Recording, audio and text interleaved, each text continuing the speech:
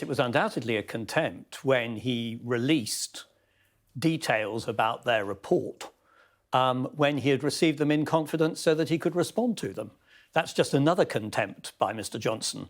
He just plays fast and loose with anything which he doesn't wish to be constrained by.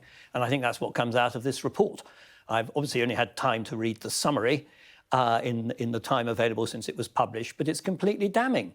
I thought the most damning thing was when he stood up in the House of Commons and said that he'd been given assurances that the rules had been followed at number 10, when he'd been specifically told by his civil servants that it was an assurance he couldn't give. Excuse me, let's share with our viewers some of the things that he has said. In a 3-page report, he released a lengthy statement. The key excerpts. The committee now says that I deliberately misled the House, and at the moment I spoke, I was consciously concealing from the House my knowledge of illicit events. This is rubbish. It is a lie. In order to reach this deranged conclusion, the committee is obliged to say a series of things that are patently absurd or contradicted by the facts. He went on to say about the committee's decision that their argument can be boiled down to, look at this picture, that's Boris Johnson with a glass in his hand. He must have known that the event was illegal, therefore he lied. That is a load of complete tripe. That picture was me in my place of work trying to encourage and thank my officials in a way that I believed was crucial for the government and for the country as a whole, and in a way which I believe to be wholly within the rules. He ends by saying this: this report is a charade. I was wrong to believe in the committee or its good faith. The terrible truth is that it is not I who has twisted the truth to suit my purposes. It is Harriet Harman and her committee. This is a dreadful day for MPs and for democracy. This decision means that no MP is free from vendetta or expulsion on trumped-up charges by a tiny minority who want to see him or her gone from the Commons. Woof! Thoughts on that? Well, it is a dreadful day to see a Prime Minister, former Prime Minister, attacking Parliament when previously he said that the sovereignty of Parliament and Parliament as an institution was so important to him. And that's what I find extraordinary with Mr. Johnson. Everything is fine, everything is important until he decides it isn't. The truth is, this committee on the evidence has done its very best to look at the evidence of Mr. Johnson's misdoings. And frankly, the evidence against Mr. Johnson as Prime Minister is overwhelming over Partygate, that he misled the House. The issue was never, did he have parties?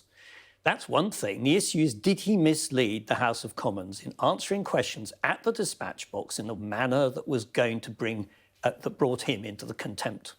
And it's absolutely abundantly clear that that happened. And as I say, it's not just a difference of interpretation of, was I standing up holding a glass at an event which I didn't think was a party but I thought was a work event. It's the fact that the committee's been able to establish that when he came to the dispatch box, he made statements which he knew were disagreed with by his own officials, who had said, well, you can't say that. I think that for me, that's one of the most damning aspects of this report. But overall, Mr. Johnson just chucks up smoke screens in all directions. So as I say, here's somebody who says Parliament is really important. After all, it was the centrepiece of his Brexit, wasn't it? Parliament's sovereignty must be restored. But when actually the House of Commons exercises its sovereign right to discipline and to investigate a member of Parliament who might be in contempt, then it's all complete rubbish.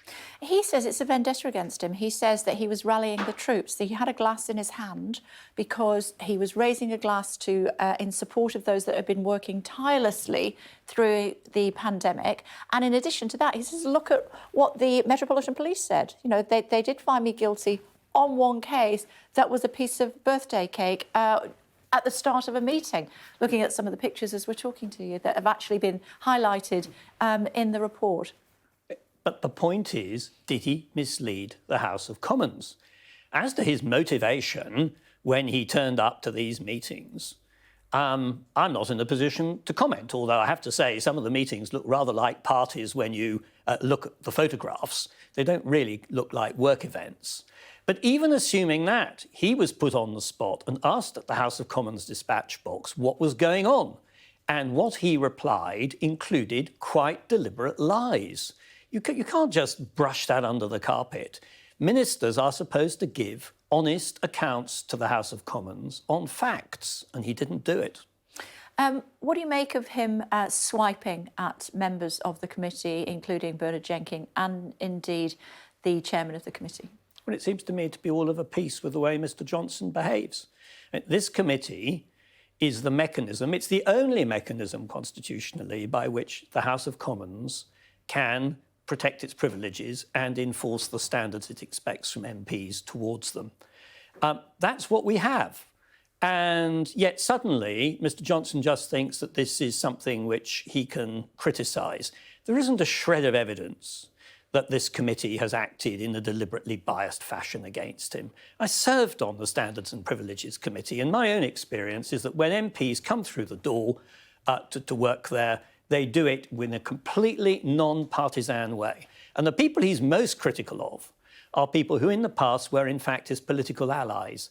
And I think that's quite telling, because the idea that they should have a bias against him seems to me to be rather improbable. I'm just hearing, if you'll indulge me for a second, from the Liberal Democrats. They have been responding and they've called on Rishi Sunak to strip Boris Johnson of his ex-Prime Minister's allowance following the publication. The former Prime Ministers are entitled to claim up to £115,000 a year to fund office costs for life. They say that is inappropriate and it should be cut by Rishi Sunak. What do you think? Well, I think one has to think about that. I don't think I'm going to comment on it. Because ex-Prime Ministers are entitled to the allowance, and he is an ex-Prime Minister. But I have to say, his overall behaviour in the course of the last week, as I say, breaking the confidence of the committee by partly releasing their findings in a way that he could spin to his best advantage, and now the serial attack on members of the committee does raise a whole series of issues about his fitness for any form of public role.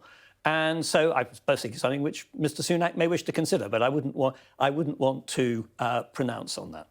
And just a final thought before I let you go. The committee itself making the point that this is unprecedented, that no previous Prime Minister has been found to be deliberately misleading the House. Yeah, it is completely unprecedented, but then Mr. Johnson is a completely unprecedented figure. After all, we know that he's a man who is a serial liar.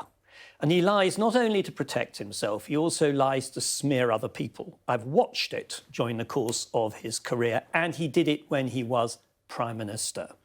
So seeing that he did it so routinely and regularly in a number of other settings doesn't really come as a surprise that he lied through his back teeth about the circumstances relating to breaches of the rules in number 10 Downing Street. Can he come back from this? I hope not.